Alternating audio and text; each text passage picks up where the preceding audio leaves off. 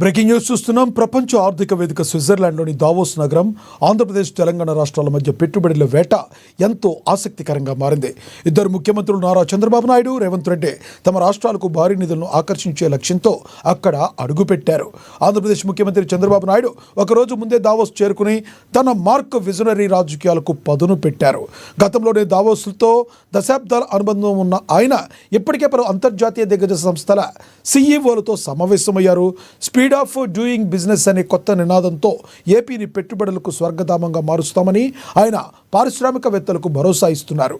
అమరావతి నిర్మాణం, డేటా సెంటర్లు, green energy రంగాల్లో ఏపీకి పెద్ద ఎత్తున పెట్టుబడులు వచ్చేలా ఆయన ప్రణాళికలు సిద్ధం చేశారు.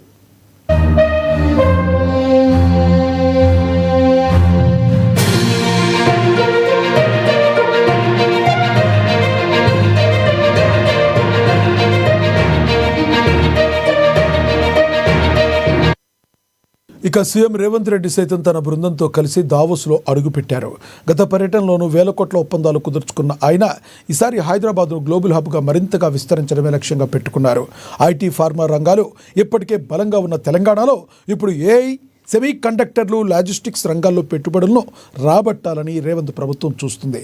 రాష్ట్రానికి ఉన్న మౌలిక సదుపాయాలు, సుస్థిరమైన పాలనను ఎత్తి చూపుతూ విదేశీ కంపెనీలను ఆకర్షించేందుకు ఆయన ప్రత్యేకంగా దృష్టి సారించారు.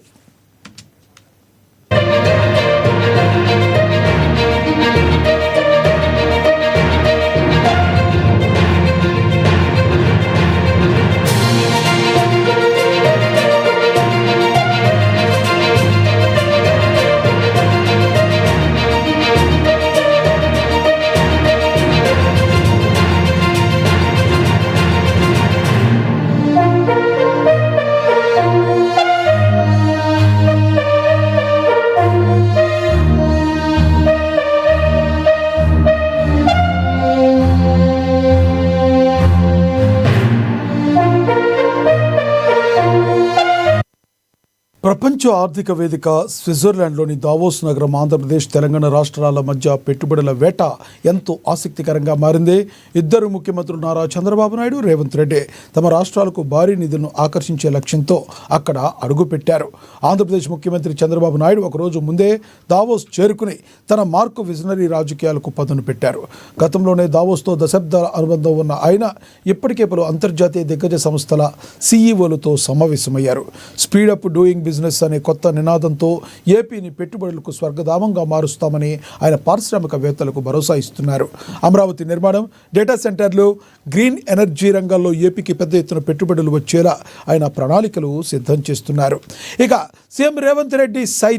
తెలంగాణ సీఎం రేవంత్ రెడ్డి సైతం తన బృందంతో కలిసి దావోస్లో అడుగుపెట్టారు. గత పర్యటనలోనూ వేల కోట్ల ఒప్పందాలు కుదుర్చుకున్న ఆయన ఈసారి హైదరాబాద్ను గ్లోబల్ హబ్గా మరింతగా విస్తరించడమే లక్ష్యంగా పెట్టుకున్నారు. ఐటీ, ఫార్మా రంగాలు ఇప్పటికే బలంగా ఉన్న తెలంగాణలో ఇప్పుడు ఏఐ, సెమీ కండక్టర్లు, లాజిస్టిక్స్ రంగాల్లో పెట్టుబడులను రాబట్టాలని రేవంత్ ప్రభుత్వం చూస్తుంది. రాష్ట్రానికి ఉన్న మౌలిక సదుపాయాలు, సుస్థిరమైన పాలనను ఎత్తి చూపుతూ విదేశీ కంపెనీలను ఆకర్షించేందుకు రేవంత్ ప్రత్యేకంగా దృష్టి సారించారు.